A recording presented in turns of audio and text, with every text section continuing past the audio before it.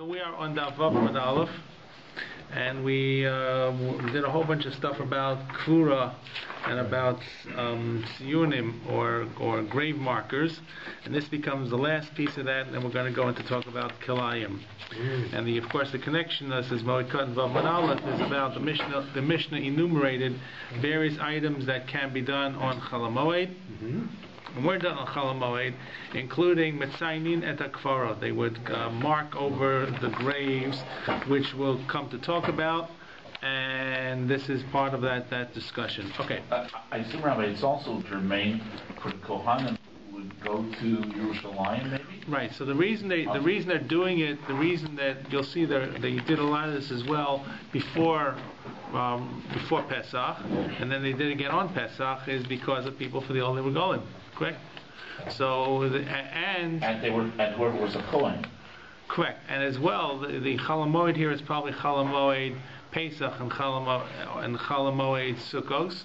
So after the rainy season, there could be all kinds of deterioration of the markings, because the markings were lime, and after the summer, the same thing could have been faded from the sun. So and I assume also, not just a Kohen, I just thought of it, a regular Yisrael, you don't want him to become Tamei also, because then he couldn't give his korban. It's going to the Beis Mikdash, correct. It's not just Kohanim, it's anyone, all they were going. So this is actually, the time they're doing it now is on actually Chol Moed.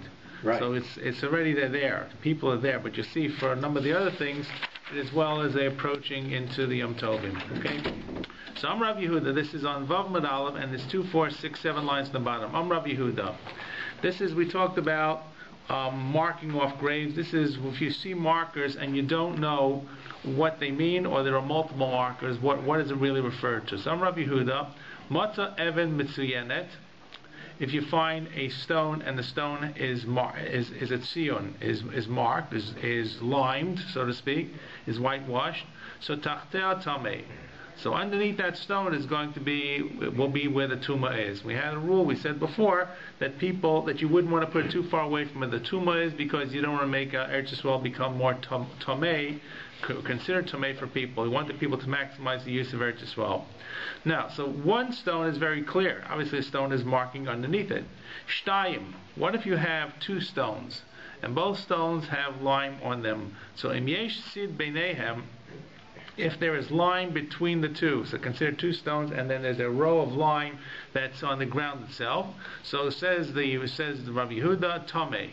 So then the whole place is tamei between the stones, which makes a whole lot of sense, right? You limed the stones, and there was a longer place of tumah. You didn't have stones to put between the 2, so you put the edges, and then you kind of lime the middle. The main seed beinehem, and if there's no line between the 2 stones, beinehem tahar. Okay, between them is tahar, and then, which makes sense. There were 2 separate pieces of tumah, and the middle was pristine. Middle hadn't been disturbed, no one was interred there was no tumah below. The afagav deleka choresh, and even if there is no plowing between the 2, nonetheless it's always going to be considered tamei or tahar, depending if the sid is there or not sid is there. Okay. Does the land have a cheskat tahara? Does the land? Yeah. Like in other words, is it assumed to be tahor in the lack of any other evidence? Yes. You would think so. You would think so. Right. Especially if it's pristine, it's virgin soil that hasn't been tapped, hasn't been touched. Right. Yeah, except for Europe and Poland. Well, this Eretz Yisrael back in the day. Okay. Now here he has a question. Right. So now the Gemara has a conflicting brisa in Masechet Shkalim. V'atanya matza even achas mitzuyenet.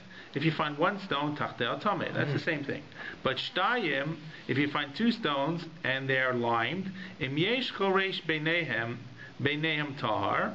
If you find that there is a trough from a plow between the 2, they're tahar. V'im lav beinehem tamei. And if not, between them is tamei. So the first brisa that Rabbi Yehuda quoted was talked about if there's sid between them, it's tamei. There's no sid, it's tahar. And regardless of whether there was a choresh or not choresh, this seems to make the connection about choresh has some implication on it or not. And so Rav Papa answers as follows: Hacham Rav Papa, Hacha kishasid shafuch al rashem. The case here we're talking about is where the lime. We always think of this being a stone, and on top of the stone they put the lime. But the reality is they put it on the side as well. Well, they painted it. Like they probably poured it or painted it. Whatever it was a liquid, and it's therefore on the top. Yeah, and that's partway down. But umruda lechan, but it seems to be dripping off to the different sides. Yeah. So what does that mean?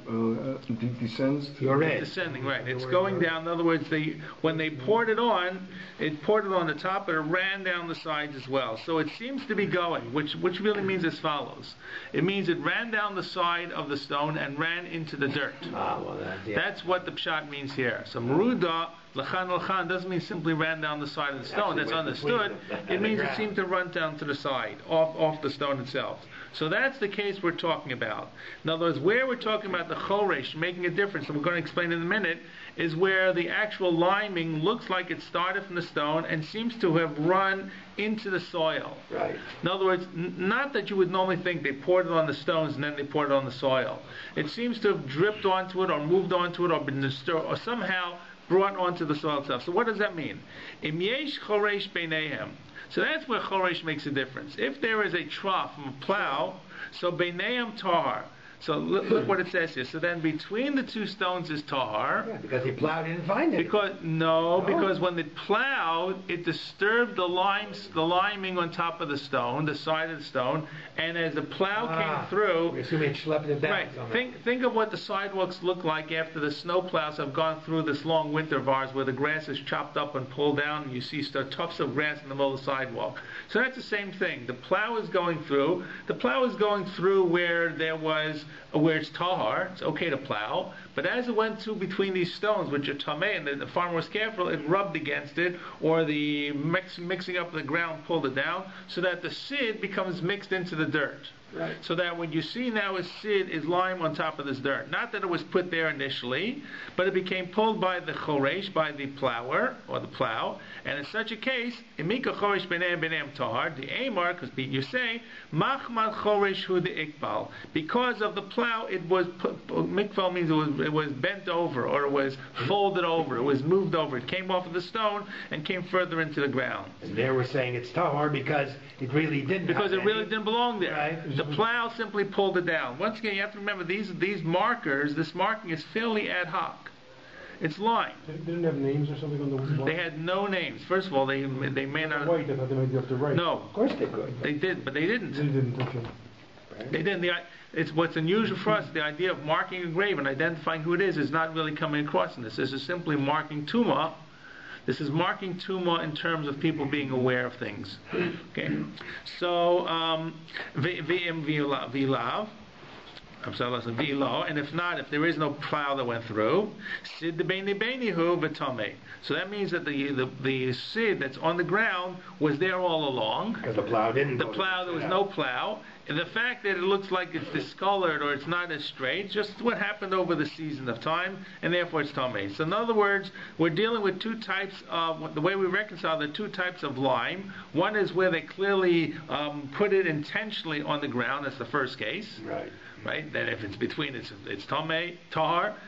Tameh, if it's not between them, it's tahar. The second case, it's a different kind of liming process. It looks like it's run off the top or been pulled off the top, and that therefore the plow would have an impact upon them. Okay. Won't have to say that if there's a line of lime, this marks a whole graveyard, Yeah. or a row of graves. Yeah. Well, not probably with two stones. You see in a moment, it looks like there were boundaries for field markers. We're going to read that now. Okay. But in other words, if you wanted to mark something, right, then you really have to be careful how you mark it. You're probably not going to put a line down, a line. You're going to put something more substantive. Right? So, for example, we'll talk in a moment about having a field with 4 markers and 4 corners, as opposed to 2 markers and 2 corners, which is simply just saying there's a line there. If you have 4 markers and 4 corners, everything in the middle. Okay. So, once again, for us, this is all very unusual because, we would normally expect to see a cemetery fence, you expect to see a marker, some kind of memorial stone, and it's not there. Okay, V'yam Ravasi. So another statement. V'yam Ravasi. Mitzad echad. If you have, I'm sorry, Meitzar echad. Meitzar echad. Meitzar is a boundary. So you have one boundary marker, and it's mitzuyan. It is marked with lime. This is a marker of the end of a field. Think of it. I'm trying to think what kind of example we would have if you mark off property.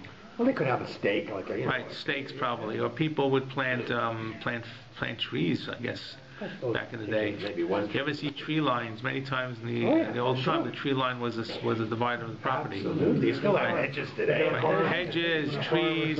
Sometimes they put up walls. Right. Okay, so this was some kind of simple marker for the end of the land, because different people had different land. So this tract of land was going to be marked out. So Meitzar Echad, we're talking about, this is a definite, defined boundary marker, as opposed to before was more of an ad hoc kind of stone or boulder. So Mitsuyan, if it's one boundary marker is limed and marked over, Hu Tamei V'cholat Sadeh Kula Tahora. So underneath that boundary, that corner is Tamei, and the rest of the field is Tahar. Shnayim, so this is a big field. This was not limed. But there are two clear boundary markers, defined boundary markers, and two of them are mitzuyin, they are marked. Shehem tmeim v'chol asada kula tahora. So they are, I think what it means is really from one to the other. That whole area, the whole boundary between the two of them is going to be tamei, and the rest of the field is tahar.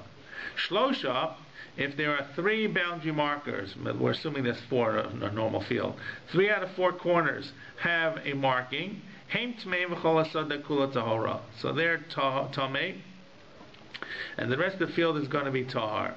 However, arbahain, if there are 4 boundary markers and they are all marked off, arbahain tahorim b'chol asada kula tmeya. So it means that they themselves, where the boundary marker is kind of like a stop sign, a warning sign that inside the marker is tamei, but it means the marker itself is going to be considered tahar. So it's a different kind of situation. It's the reverse, that they're tahar and v'chol asada kula tmeya.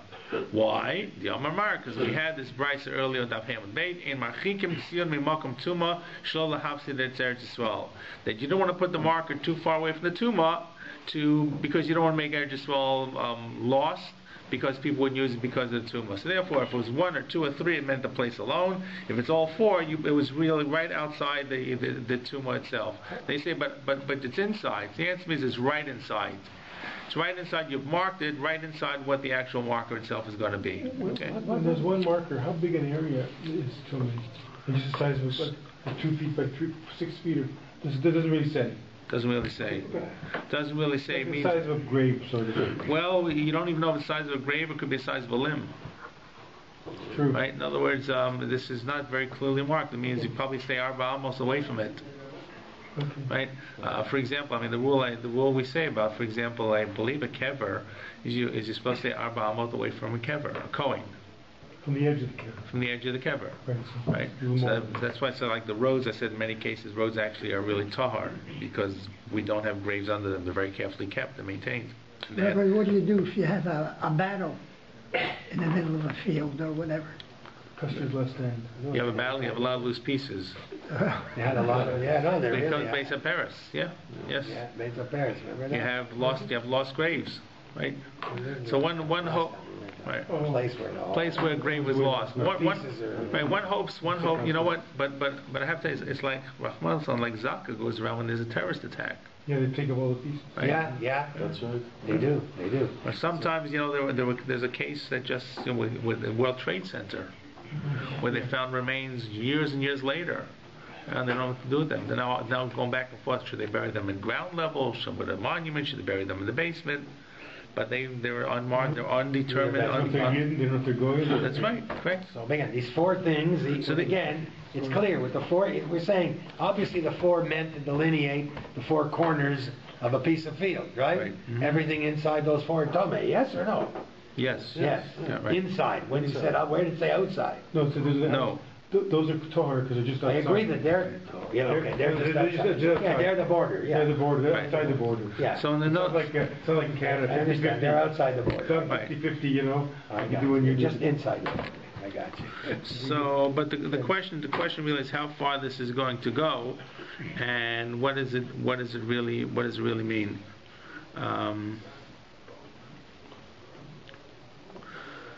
So Rashi says that the last statement of Emarchikim Tzion Mimakom Tuma Shul Hapser Yisrael is referring to the single stones. Right. In other words, the single stones, or the two stones, or the two markers, or three markers, are referring to that actual place where there's some tuma there that you're putting right on top of it. Right. And you have to assume it could be part of something tummy, part of like a limb or a small piece of tumor or something that's separated from a body.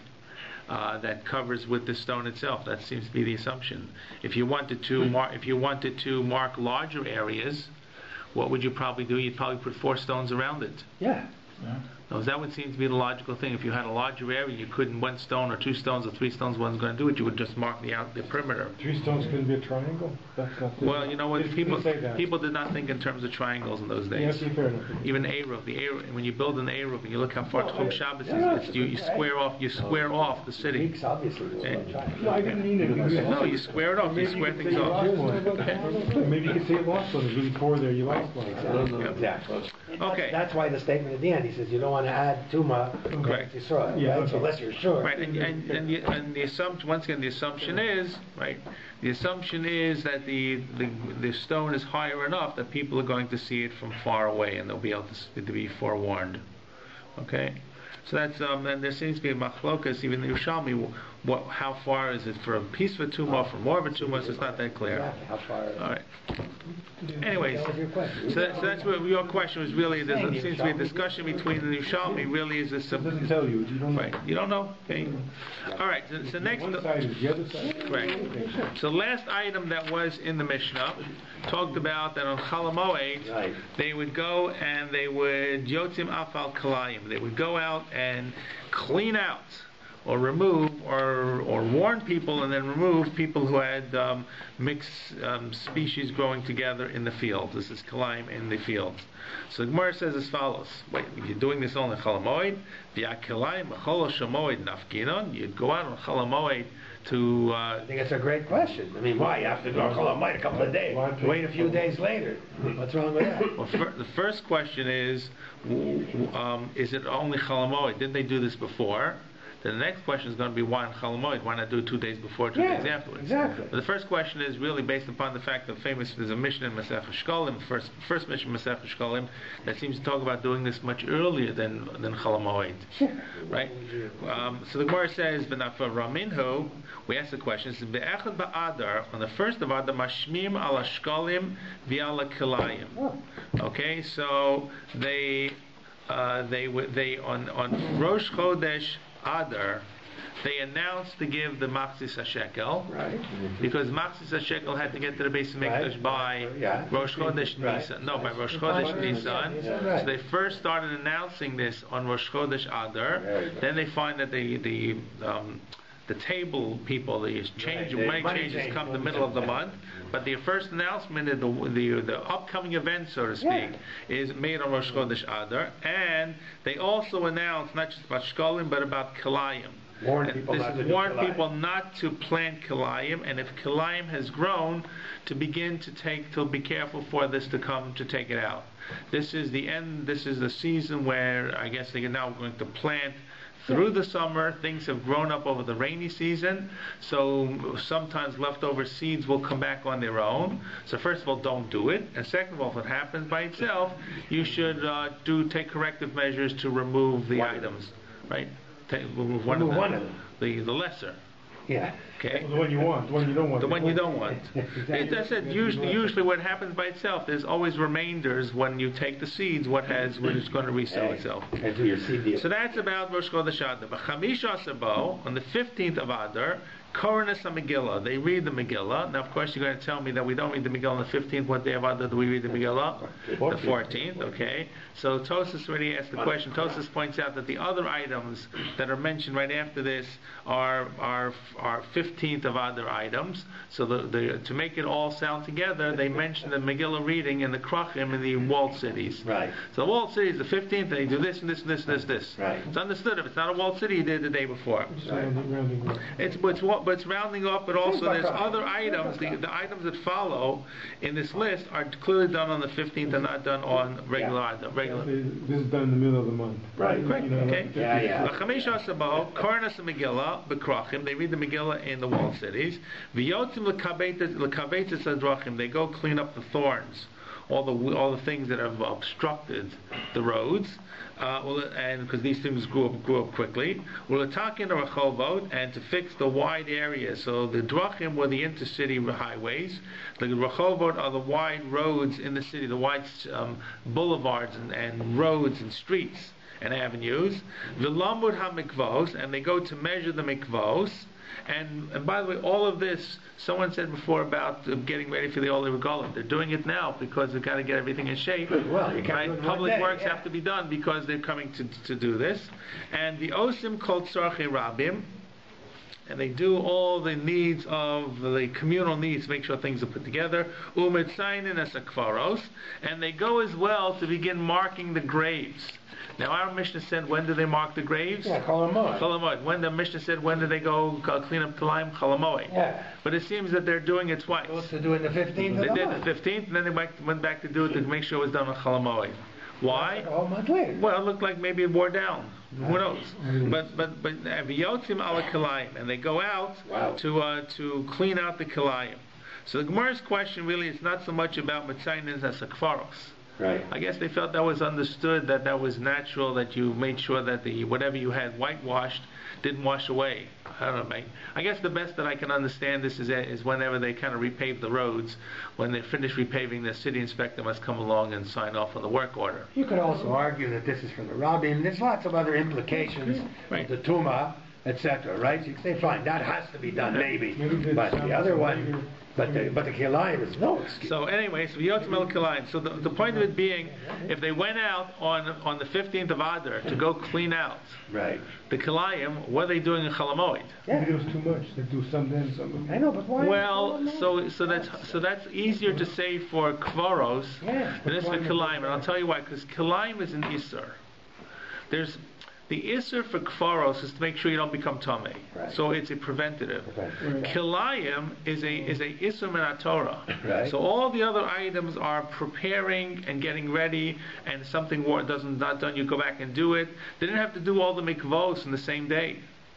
Right? They had to make sure the mikvos are set in order for a month later. They start the process. But Kilayim, any day that Kilayim is growing is an Isser for the owner.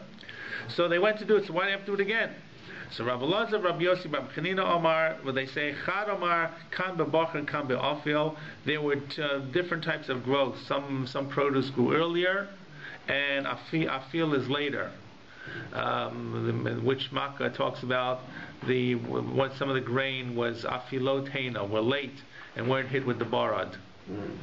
The early grains were okay. So ki'afilotena. So afila means later. Bachir means obviously from bachor, is early. Yeah. So the early grains began sprouting, and you could see that there was kilayim on the 15th of Adar.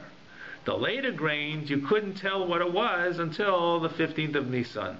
So there were practical reasons why they had to do it twice for different types of produce, different types of grains, different types of seeds. And so v'chadamar kan bezvarim kan birakos. The second answer is the same kind of answer. One is for zvarim are like grains and grasses, and yirakos are vegetables. Vegetables are much more dainty and delicate, and vegetables were planted later in the year. Okay, so therefore the seasons you would have different times where Kilayim would present itself. I thought the grains were harvested. Barley is time for Pesach. So barley is harvested at Pesach, and wheat is harvested at Shavuos. That's Bachir and Afil. But remember, harvesting is not the same as seeing that there's mixed seeds growing together. But I thought you would see the mixed stuff earlier. You would see the mixed stuff much earlier. That's correct. Yes, I don't understand. So therefore, wheat which is harvested at Shavuos is going to start growing around Pesach. That's all you're going to start seeing. And barley, which is harvested on Pesach, is starting to grow a month earlier. Only a month. I don't know how long it is, however it is. I thought it takes like a few months. Okay, I don't know. Whatever it is. But I have a deeper problem, Rabbi. As you said before, the actual zera is on the growing together as opposed to being together any other time. Correct? What do you mean being together? So like let's say we harvested it and in amongst the wheat kernels there's some fine, yeah. Multi-grain bread is fine. Right. It's only growing them together. Correct. Because while they're growing, the real concern of Kilayim probably is that we're intermingling species. Of course. The same thing for crossbreeding. You're not allowed to cross. I'm sorry. Crossbreeding too. I said crossbreeding. Oh, crossbreeding. Like Murkav. Right, Morka, or crossbreeding animals, or basically saying is that HaKadosh Baruch Hu didn't make a world that's got enough stuff for us, we have to do better. You can't graft, right? You can't graft. Right. One of the reason why in Nesrog there's concern about Morkov is because it actually was done, but it was done because the lemon trees or the other citrus trees were hardier and therefore put onto socks. So Morkov Esrog is one or two issues at least. One issue is you did an Aveira to make it become an Esrog. Second issue is it might not be an Esrog because it grew from an orange. So maybe it's already an orange. But that was somebody else's Aveira, not mine if I use it. But still for a mitzvah, someone else's Aveira becomes your Aveira. It means it's not the right thing to do for a mitzvah. You're right. Someone else makes a Morkov type of fruit. There's all kinds of stuff out there that's combined. Not genetically modified produce. So genetically modified produce is very different because you can't see it. So I think Halacha recognizes that which you can see and tell. And therefore, if you're going to fertilize different one seed plant with what, right? Well, the actual process of fertilizing the flower, right? And the seeds will mix together, and who knows? And therefore, they will sprout up at the same time, and the cross pollination will be so close and so great that you'll come up with some kind of who knows what. Right, a hybrid of some sort is different than genetically modified, which goes down to the basic structure of what the item is. And if you can't, and I don't want to sound this is naive, but halacha basically says if you can't see it, it's not. Don't worry so much. So like a watermelon, for example, without seeds. Correct. But things are enzymes. So this, by the way, this will come up as you realize they're now coming up with genetically modified meat, like test tube meat. Which they've actually came out with this already. It was very expensive burger, but I forgot where they did it. They grew from a petri dish, and the question is, what does this mean? Now, does it have to start from a kosher animal or a kosher slaughtered animal, right? Because we're starting with some kind of cell. But assuming that you started with a kosher slaughtered animal cell and you kind of went from that, would you have to slaughter it again? Maybe not. I understand, for example, that all of the bananas that we have now. All of them apparently are genetically modified because they used to have big seeds in them, and the bananas we have today don't have seeds. Okay. So anything that doesn't have a seed, like you get a watermelon. It's a hybrid. There'll be a watermelon, a little watermelon on the side with the seeds in it. If you get anything that doesn't have seeds in it, then there'll be something next to it with seeds. Maybe something next to it. It's like, in other words, like you have a watermelon, won't have seeds. Growing? Yeah, there'll be on the vine. There'll be a little one there with a bunch of seeds in it. It's not true because I don't know. I don't believe it. I don't know. Anyway, I don't know, but I got a problem with this. Rabbi, yes. Can I? My problem, and then maybe I just want to know if they're going to deal with it. Is the whole basis before of Chol HaMoed was you shouldn't go to extra work. Correct. The trap. Right. So we have to talk about why Chol HaMoed. Well, I mean, why Chol HaMoed? For God's sake, you got 100, 200 and whatever, 300 days in the year. So what we have to say why Chol HaMoed and why it's not a problem in Chol HaMoed. So we'll come to it in a couple lines. Okay. So first is we gave two answers. One was it's early and late. The same kind. It's grains early and late, or it's grains versus vegetables. And then on Ravasi and Rabbi Yochanan, Lo Shano Ela She'ein Nitzan Nikar. Nitzan is the flowers. In other words, you can tell what the produce is when it first pops up. this the season we're now in is a season where everything starts to flower. Sure. Right, even the grass, you can't tell the grass flowers, but the grass has these things that come up there. So you can tell from the flower what the kind of produce it is. So when it starts growing up, you probably can't tell wheat or barley so much until it flowers. So if the flower is visible earlier, avol nitzan nikar, yotim aleim, then you go out. So in other words, it's really it's giving you, more importantly, practically seasonal things that are done at certain times. Okay. So now the Gemara asks the question. This is a question that Moshe wants to know. Mai shna b'chol shamoed denafkinan. Why do they go out now on a chol hamoed? Okay. Why especially chol hamoed? So there are two questions, and one question is not answered fully. The question that's being asked is why do they choose to go on Chol Moed? The question that's not asked is why is it permissible to go on Chol Moed? The answer for that second question is Tzorchei Rabim.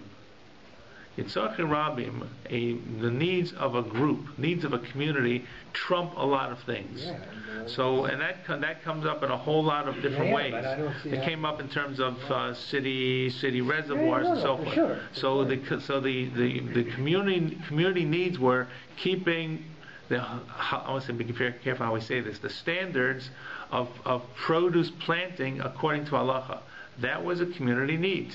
And if they didn't go out to warn people or to take out the Kalayim, then there was going to be a breakdown in the level of societal commitment to the halachas of agriculture. Halachas of agriculture, you have to think of halachas of Shabbos and halachas of Kashrus. And we're not agrarians. We're not planting. So for us, it means very little. We putter around with a tomato plant in the backyard, and that's it. Right. So, but there were certain standards. I think they're good standards, but so that's what's become. 4 days later, and the people who are hired. Were they home or something? People were home? So we'll come to that. But the people that are hired are being paid from communal funds. So this was seen to be a communal standard that needed to be kept up. I agree. So it's not like you're planting or you're planting. You were told before. They told you before Chol Hamoed to take it out. If you didn't do it, then they came to take it out for you.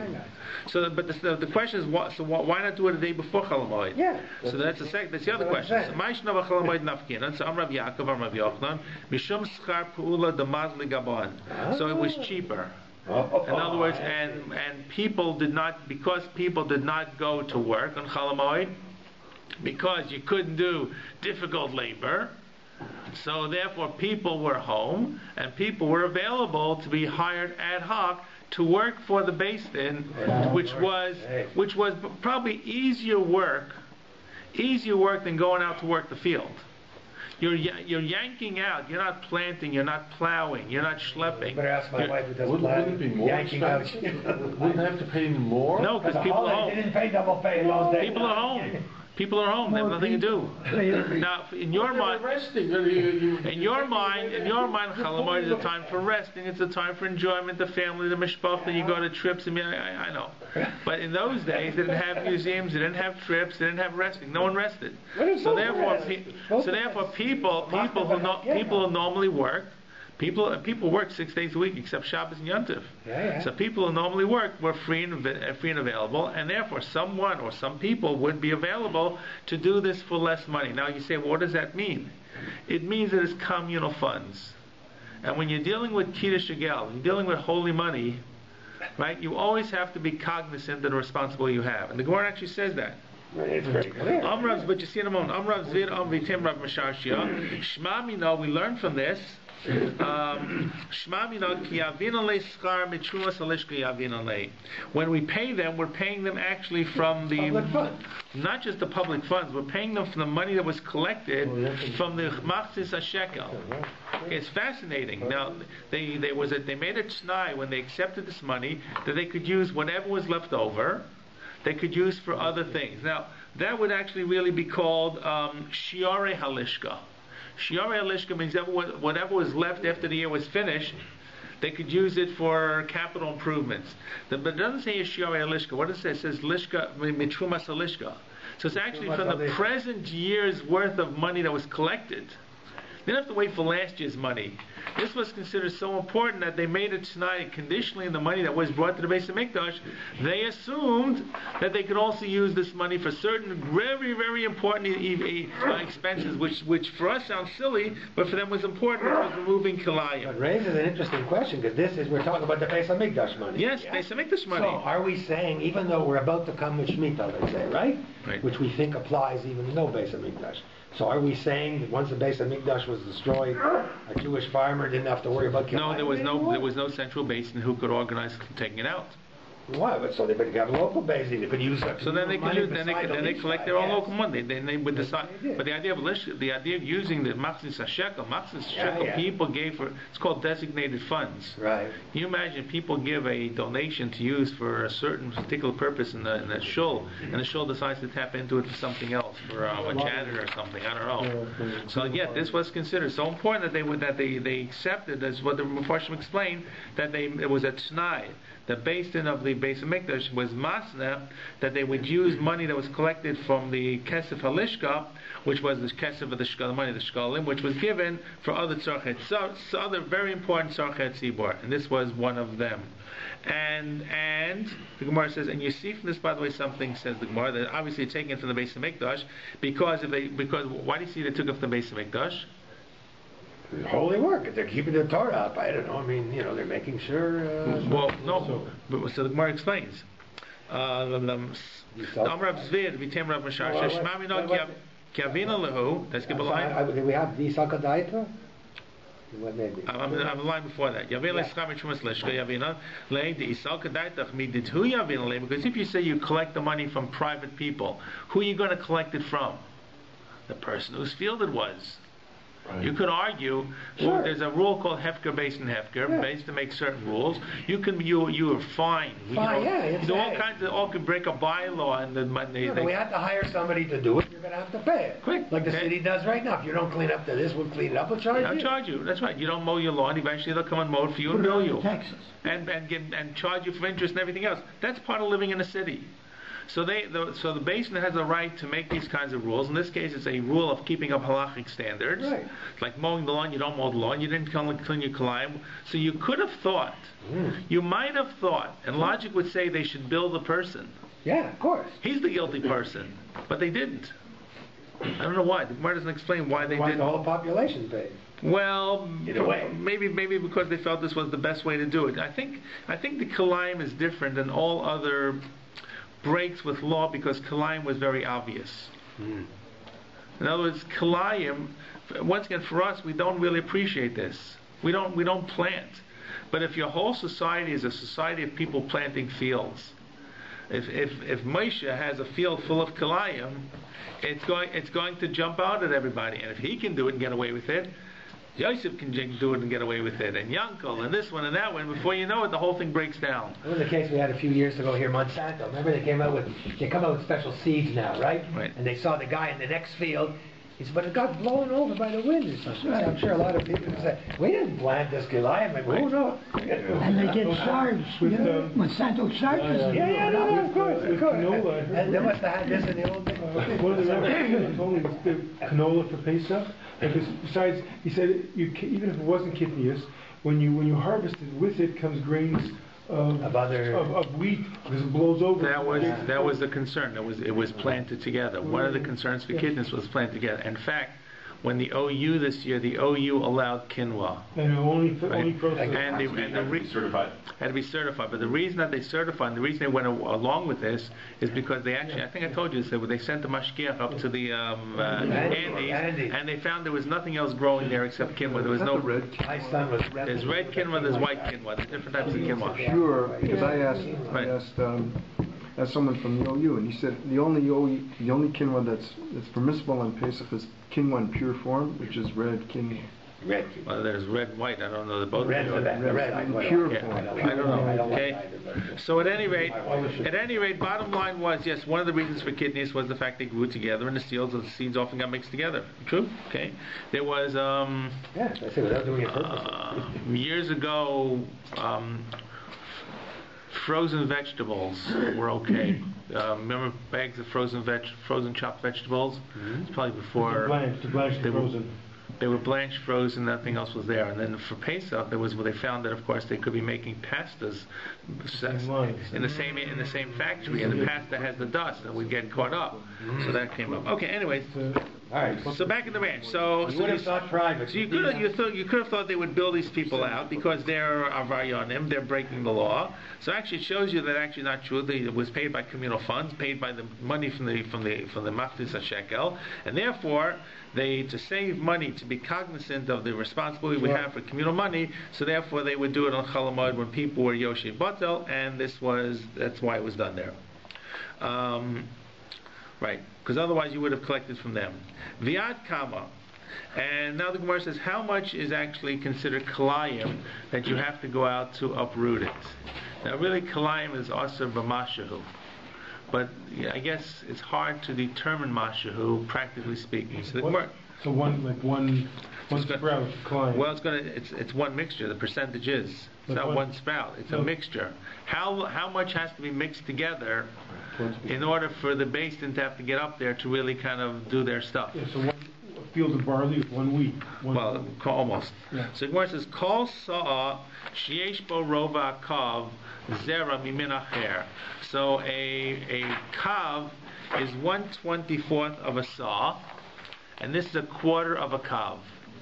So it's 4 times 24 is 98? 96, thank you. So it's almost 100th of strange alien produce mixed in. Okay? The Mishnah actually that they're quoting from, the Mishnah Kalam is actually talking about planting. It's actually talking about planting, which you have to be careful about when you the seed mixture that you're using doesn't have 1 in 100, but the application here is actually to going to see what's grown. So Tosfos and the other Rishonim seem to say that it's the same thing. In other words, the same amount that you'd plant is the same percentage of what you'd be harvesting, one way or the other. But here it doesn't say, so it says the saw is the bigger one, right? Call saw. Saw is the... Sheyesh ba, what's the next word? Sheyesh ba, rova hakav. I don't have, my word doesn't have kav. Okay, so we have rova, it's a quarter, means a quarter of a kav. Okay, and the kav is a 24th of a saw. That's why I have that. So it's 196. Yeah. Now there's no implication whatsoever, just because the field has kilayim in it, that it's considered to be tamei. No, so it's completely separate. So in this case, so there's one more word here. In this case, Yima 8. So then the Beis Din has to go in and remove the kilayim from this field. Or the owner is responsible to remove the kilayim from the field. And if he doesn't do it, the Beis Din goes in. Yamait means that they bring it down to below this percentage. Right. So it means they don't have to go with a fine microscope. Yeah, because here it says enough seed to sow 50 by 50 cubits. So that's 75 and 75 feet, something like that. Okay, well. Yeah, but that's a lot. But that's going by how much? That's how much. That's giving you the large number. The key is the percentage. The key is a percentage of kilayim that's mixed in with the field. So they're telling you it's a rova, it's a quarter of a kav of seed in one saw. Now, maybe Sansino's telling you how much field you can use for a saw. I'm not sure. Okay. That's a different story, right? Here, what they're saying here is 196 of the total, right? Correct. Like not quite 1%, let's say, of the field is mixed with this other stuff. Right. Okay. If it's less than that, then that's it. Right. So less than that, you don't have to be worried to take it. You can't plant it, but you don't have to take it out, and the Beis Din doesn't have to be worried as well. Okay. So at any rate, this is one of the things that they did on. They did it on the 15th of Adar, and then once again they did it again on Chol Hamoed. Okay. Why twice? Different produce, different types of this, so forth. Final question the Gemara has. V'atanya, we have a brisa. It's very clear that this was what happened with the people of the Beis Din. They had various different levels. How they dealt with these breakers of halachic standards. How did they punish them? So hitkinu shu mafkirin kol asada kula. So that they had different levels that how they would deal with it. The levels as follows. It only mentions the Takon is mentioned in 2 lines. We'll wait till we see it. But the last level was the Beis Din came in and not just pulled out, everything. Didn't remove anything. They said this is all hefker. In other words, not only we're not going to clean it out from you, but you can't. That's we're not going to do you the service, and not even bill you for it. But things got so out of hand, or people, it wasn't a deterrent, that we're going to take it away from you, and whoever wants it owns it. That's a very serious penalty. That's correct. Huge penalty. That's a great penalty. Must have worked eventually, but you'll see in a moment what brought them to do that. No, but that's it. But the bottom line is saying that you send the beis din in to go clean it out, the kalayim, and saying that you mafkia the sada is very clearly different things. Right. Yeah, I do. So and to be mafkia the sada, you didn't have to spend a whole lot of time. No. You just came to the sheriff and posted the notice and said that's it. Except what's interesting is, in other words, people could benefit from something that was really prohibited. Correct, and that's what happens. So the Gemara answers, the Gemara responds, you're right, they're both correct, but they were different eras. And I guess as things moved along and people became more brazen, or less concerned, or less compliant to what the halachic standards the Beis Din wanted, Beis Din had to up the ante and to bring in more stringent standards. And it brings the brisa that supports this, that tells you exactly what happens. So Lo Kasha says the Gemara, Kan Kodin Takana Kan Lachar Takana, one was before the Takana to go take away the field, one was before and one was after it. And the Tanya, Borishana Hayokrim Mashlichim Lefnei Behemtom. First was, they Beis Din, the emissaries of the Beis Din, the Shluchei Beis Din would come, they saw Kalayim, they would rip out the Kalayim, and they throw it down in front of the animals and of the owners. What would happen to the owner? He's very happy. He had free animal fodder, right? And the sinners, right?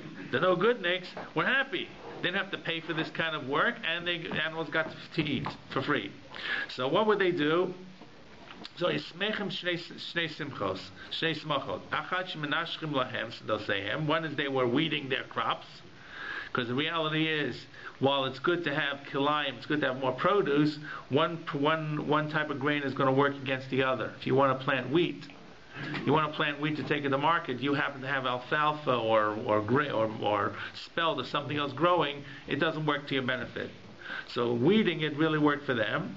And the achash shmashlichim lefnei behemtom. And second of all, the animals got the benefit. They didn't have to feed their animals. So then they went to weed it and they threw it on the streets or the city byways, the city highways, and the animals and the owners' animals couldn't get to it. But they were still happy because they got their fields weeded. So what did they do? So then the third level was they would take the entire field and they would actually make the entire field become hefker, and Beis Din has the right to do that, as they do in many cases. Okay. So that takes up to the Mishnah. By the way, I left something I just mentioned to you briefly. We did the piece earlier today about Choresh. About Choresh between the two. Right, between the two. So there's actually another girsa that's not Choresh but Cheres. A samach instead of a shin. Like Kli Cheres. Kli Cheres. In other words, put some sort of a jug or a... Right, so the question really is what's going on with the Cheres, and what's the Cheres really seem to imply. So and the Rishon try to deal with it because they're not really quite sure. One suggestion is they put down the Cheres to indicate that the soil was never been used. It's almost like a cover. So now you say, well, and they would put down, I guess, pieces of potsherds. That's how they recycle these things. So that was an indication that nothing was ever buried there. So we had said from Choresh, if Choresh is between them, so that it's tahar, right? And the white was simply pulled by the choresh. This would say the cheres is between them means a sign that there was never anything done, completely virgin soil. Another interpretation by one of the other Rishonim says that they would put cheres, or the cheres was leftover building materials, which means that at one point there was a house here at this point, and when the house was knocked down, what primitive building it was, they had the remainders of the dwelling that were there, which means if people lived there, there was nothing there that was tamei. So the bottom line is, it's a different way of doing business, or a different way of looking at the two things between the two of them. But our nusach, of course, was choresh.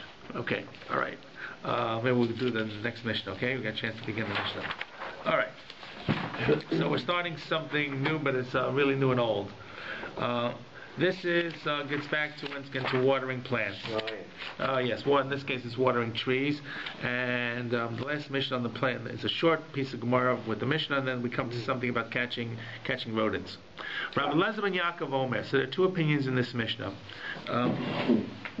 Moshkim et Tamayim.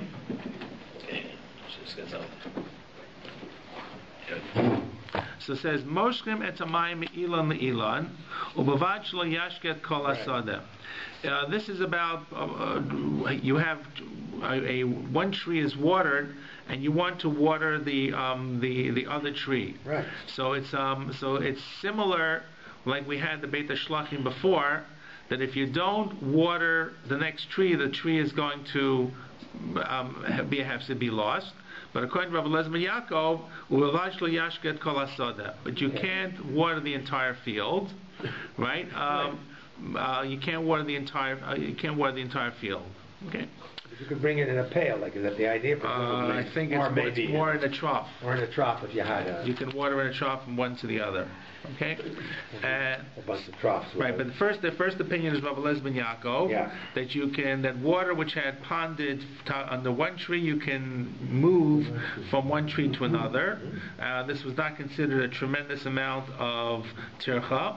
And according to a lot of interpretations, we're dealing here with a Sedeh Beit Habal, which really gets by with rainwater. So nonetheless, you can still move it from one tree to another. It's not considered a lot of tircha. But according to Rabbi Lezer ben Yaakov, you can't water the entire field, because then that would be considered tircha yisera. Okay, that's one interpretation. And then says Rabbi Lezer ben Yaakov, Zraim shelo shasu lifnei moed lo yashkim b'moed. If you had produce or grains that you didn't water before Chol Moed, you can't water them on Chol Moed, even if this is a Beit HaShlachim, which is an irrigated field, because if you didn't water them before Chol Moed, it means they can go for a bit of time without being watered. The assumption is if you need to water frequently, you should have watered before Yontif. Sowing seeds, it's really important to have them wet. Okay. And so there are two things. One is there's tircha yisera, and second of all, and you should have done it before. Correct. You should have done it before. So and there's a number of interpretations what that is. And then we find the end of the Mishnah says the Chachamim matirim b'zeh b'zeh. Chachamim say no. First, you can water the entire field. In the first scenario, Rabbi Lezer ben Yaakov, and second of all, if you have, regardless of whether you watered the Zerayim before Chol Moed or not, you can water them on Chol Moed, because it'll be a loss. So you can water the entire field, and you can water these Zerayim even if you didn't water them before Chol Moed. Okay. The Gemara says, I'm Rabbi Yehuda. Should we start the Gemara? We can start the Gemara. I'm Rabbi Yehuda. Ha'isa sada metunenes mutar. So sada metunenes, a lot of interpretations of what the word sada metunenes actually means. Sada metunenes is a very wet kind of field, a field that's extremely, extremely moist. He says clay. What's a clay? What's a clay? What's a clay? Clay, which I guess keeps the water out. What's teen? Ted Yud Nun? What does that mean? But he just says yesh svarim ki in milah zu nigzeret mishoresh teen. I don't know what teen is. But anyway, sorry. So what are some of the interpretations of what this is? So one interpretation is that sada metunenet is a very wet field. Okay, and Rashi explains this was a field that normally stays extremely moist, but in this case it dried out. So there's a real change in what the topography of the field is. And if you won't water this field now, because the plants that grow in this are used to a very damp, moisture-soaked environment, then it's a real change. It's much different than simply a regular field. So Sadem imhaisa Sadem etunenes mutar. So when Rabbi Lezer ben Yaakov says you don't water the entire field, he's talking about a regular field. Regular field, you just water the trees. Right. But here the Sadem etunenet that suddenly became very dry, so that you can actually you're required to water the rest, because otherwise the entire field will become lost, including the trees that are on it. The field is such that I guess if you say it's clay, it means the water is not absorbed And therefore, if the moisture leaves it, the roots will die completely because it has to grab the moisture out of the clay, which is not absorbed.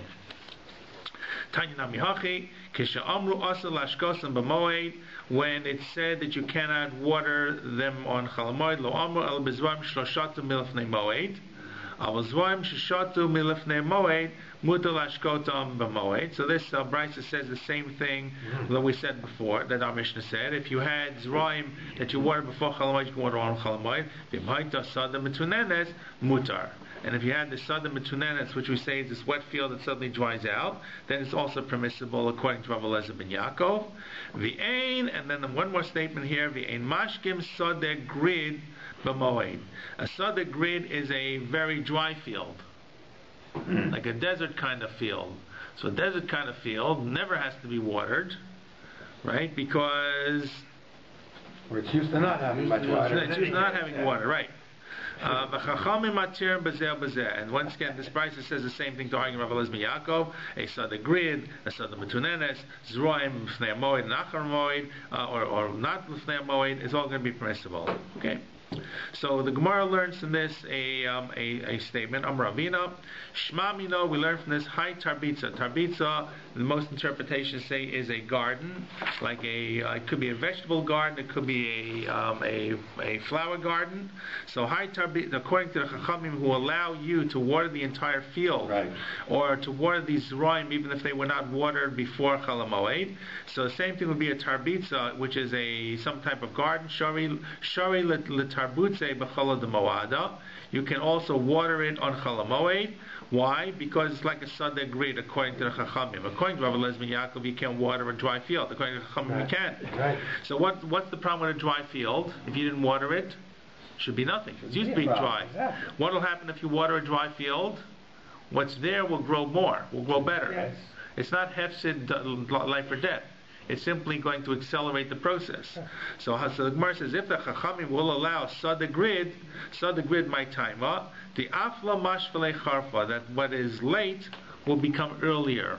You have a dry desert field, you offer more water, the plants will grow quicker. The same thing will be with a field with a garden.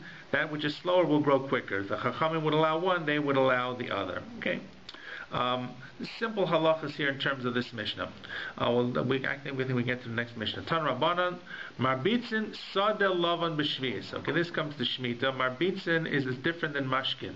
Mashkin means to water. Marbitzin means to sprinkle. Okay, so we're talking here about something. A Sada Lavan is a grain field. So says this Brisa, you can sprinkle water on a grain field on Shemitah. You normally can't plant on Shemitah. However, to sprinkle a small amount of water on a field of grain on Shemitah was okay. Avalo b'moed, but not on Chalamoed. Right?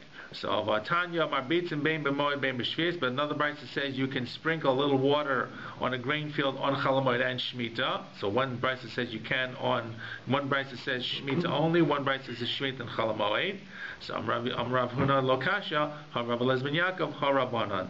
So Rabbi Eliezer ben Yaakov, with our Mishnah we just mentioned, has a more restrictive approach. Right. The Chachamim seem to allow a lot more. So these two Brises seem to reflect the Machlokas Rabbi Eliezer ben Yaakov and the Chachamim as well. Can you do this on Chalamoed or not? Because our Mishnah is talking about Chalamoed. We're talking about Chalamoed, but I'm interested in Shemitah. So Shemitah, you can't sow and you can't this, but you can water. But it's not even water; it's sprinkling. But you can do a lot of sprinkling. I mean. But it's not. That's exactly the point. It's not watering. But you want to keep the field. You're keeping the produce from drying out. So it looks more like the surface level moisture that's going to moisturize the crops that are growing. It's almost like giving them a spray. So that the leaves don't dry out. That is okay. That's okay on Shemitah. So there are different levels of things that you can do, and this was one of them according to the Chachamim, according to both the Chachamim. Right? This is called Hashka Porta, a very small amount of watering. And finally, Tanya Idach, Marbitzin Sad Lavan Erev Shvi. This is a very interesting halacha, the last thing we're going to do. You can sprinkle a grain field on Erev Shemitah, in order that the produce will grow in Shemitah. You're watering it before Shemitah, so that it can grow in Shemitah. And the